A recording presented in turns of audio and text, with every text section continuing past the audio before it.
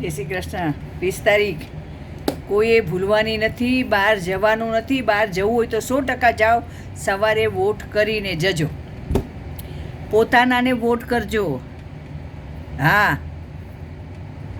કોઈ પણ એક પણ પ્રલોભનમાં ફસાતા નહીં.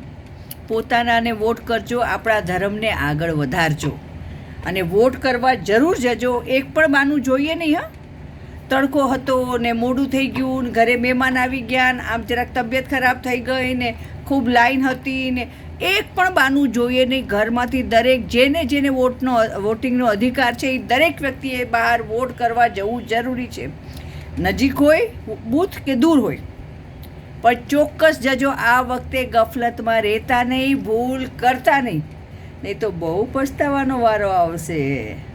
એટલે વોટ કરવા જવાનું છે ને છે. મારી રિક્વેસ્ટ છે.